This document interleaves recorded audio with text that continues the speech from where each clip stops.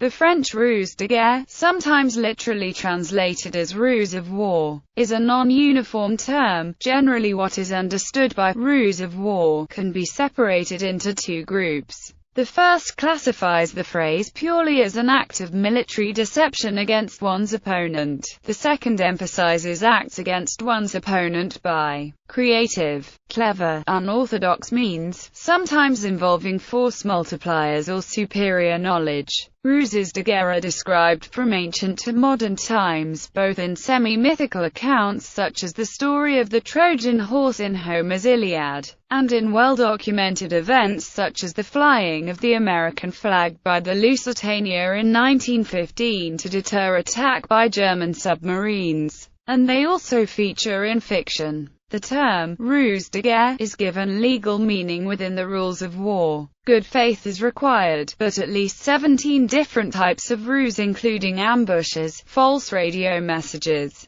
use of spies and the use of dummy guns are considered legitimate as long as they do not involve treachery or perfidy. Landmines and similar traps are considered perfidious under the rules. Explicitly prohibited ruses under Article 23 of the Hague Convention of 1907 include improper use of a flag of truce or the military insignia of the enemy. Examples: ancient times. According to Homer's somewhat mythical account in the Iliad, during the Trojan War, the Greeks pretended to give up to their fruitless 10-year siege of the city of Troy and sailed away, leaving behind the Trojan horse. After the Trojans pulled what they believed was a parting gift within the walls of the city, soldiers hidden within left the horse at night and opened the city's gates. Prior to a naval battle with King Eumenes II of Pergamon, Hannibal sent a herald with a message for the opposing commander. That was a trick to locate Eumenes' ship so that Hannibal could concentrate his forces against it. Alexander the Great walked his men up and down the river continuously to condition and fool his opponents into believing he was leaving the majority of his men behind. One night Alexander marched a contingent of his men upriver and crossed the Indus and fought and won a battle against the local ruler Porus in the Battle of Hydaspes in 326 BC, as stated in the probably fictional account in Romance of the Three Kingdoms.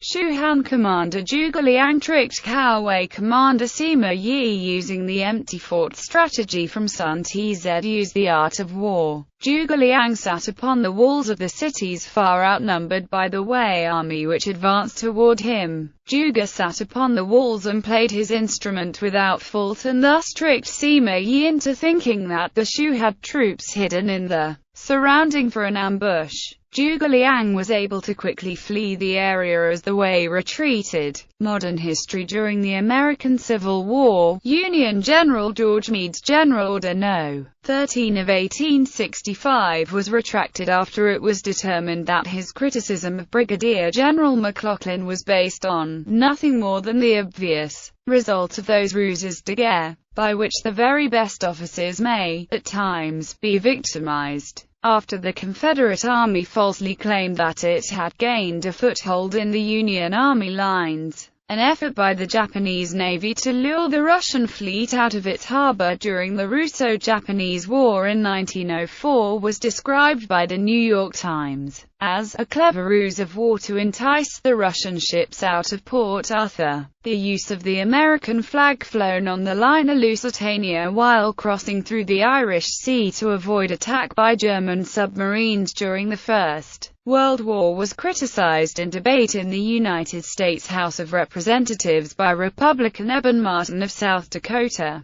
who stated that the United States cannot be made a party to a ruse of war where the national colors are involved. During World War I, the crew of the merchant raiding German light cruiser SMS Emden rigged a dummy fourth funnel on top of her radio room to disguise her as a British cruiser, most of which were equipped with 4 funnels. During the Second Sino-Japanese War, the former IJN battleship Asahi which had been taken out of reserve shortly after the outbreak of war for use as a troop transport but then converted to a repair ship, was fitted with dummy wooden main batteries fore and aft to resemble an old battleship after her arrival in Shanghai on 29 December 1938. In the lead-up to the First Battle of Sirte during the Second World War, the fast mine-layer HMS Abdeel successfully impersonated a force of 2 battleships using false signals traffic, as part of a decoy mission against Italian forces.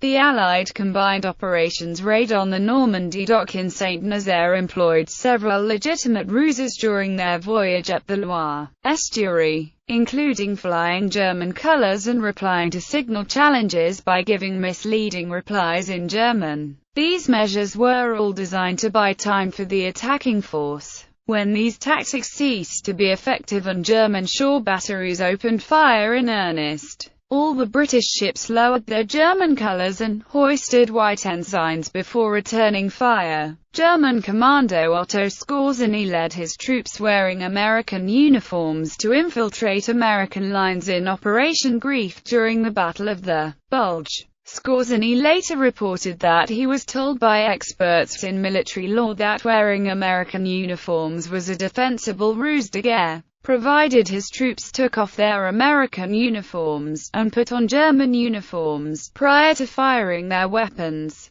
Skorzeny was acquitted by a United States military court in Dachau in 1947, after his defense counsel argued that the wearing of American uniforms was a legitimate ruse of war for espionage and sabotage, as described by the New York Times. Fiction in C.S. Forrester's 1938 novel A Ship of the Line. British Captain Horatio Hornblower sails his Dutch-built ship unmolested into a well-defended enemy harbour by flying French colours and hoisting the French recognition signal for the day. In relation to the rules of war, good faith. According to the rules of war, good faith in dealing with the enemy must be observed as a rule of conduct. But this does not prevent measures such as using spies and secret agents, encouraging defection or insurrection among the enemy civilian population, corrupting enemy civilians or soldiers by bribes, or inducing the enemy's soldiers to desert, surrender, or rebel. In general, a belligerent may resort to those measures for mystifying or misleading the enemy against which the enemy ought to take measures to protect itself.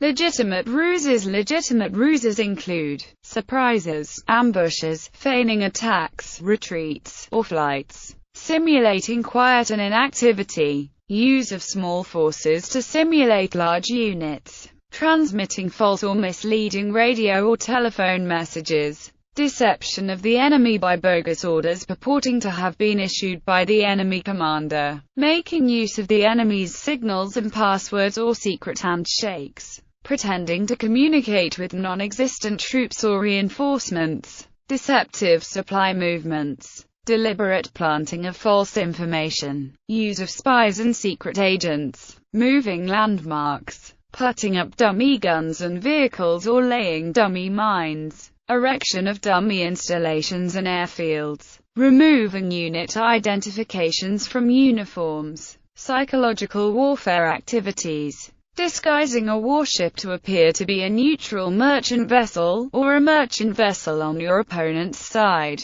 has traditionally been considered a legitimate ruse de guerre, provided the belligerent raises their own flag to break the deception prior to firing their guns. This was called sailing under false colors. Both sides during the World Wars used this tactic, most famously the Royal Navy's Q-ships. The German raider Cormoran used this tactic against the superior HMAS Sydney, disguising herself as the Dutch merchant vessel Straat Malakar prior to their mutually destructive engagement. Disguising a warship to appear to be one of your opponent's warships has traditionally been considered to be a legitimate ruse de guerre, provided the belligerent raises their own flag to drop the disguise prior to firing their guns. The Germans took steps to disguise their pocket battleships as Allied cruisers during World War II. This tactic was also used by the Royal Navy to great effect during the Napoleonic Wars.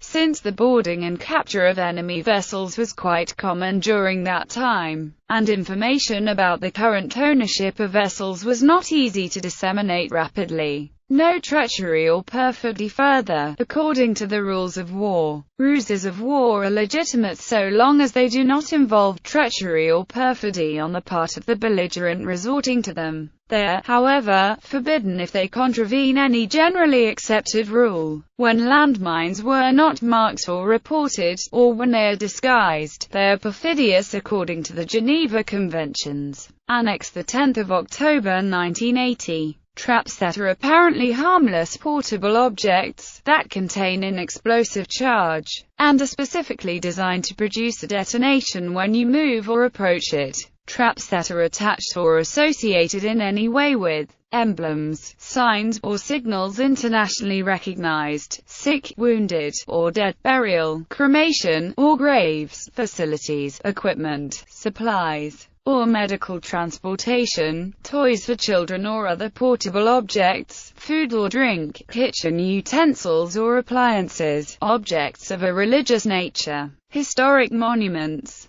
works of art, or places of worship which constitute a cultural or spiritual heritage of people. Prohibited ruses. Article 23 of the 1907 Hague Convention IV, the Laws and Customs of War on Land provides that it is especially forbidden to kill or wound treacherously individuals belonging to the hostile nation or army, to make improper use of a flag of truce, of the national flag, or of the military insignia and military uniform of the enemy, as well as the distinctive badges of the Geneva Convention. Protocol I of the Geneva Conventions expanded the rules of prohibiting certain type of ruses as defined in Articles 37, 38, and 39. The line of demarcation between legitimate ruses and forbidden acts of perfidy is sometimes indistinct. In general, it would be an improper practice to secure an advantage over the enemy by deliberate lying or misleading conduct which involves a breach of faith, or when there is a moral obligation to speak the truth. For example, it is improper to pretend to surrender to secure an advantage over the opposing belligerent, to broadcast to the enemy that an armistice had been agreed upon when such is not the case would be treacherous. Abuse of the protections afforded to medical personnel is also considered unacceptable. In 1946, a German soldier, Heinz Hagendorf, was found guilty by a U.S.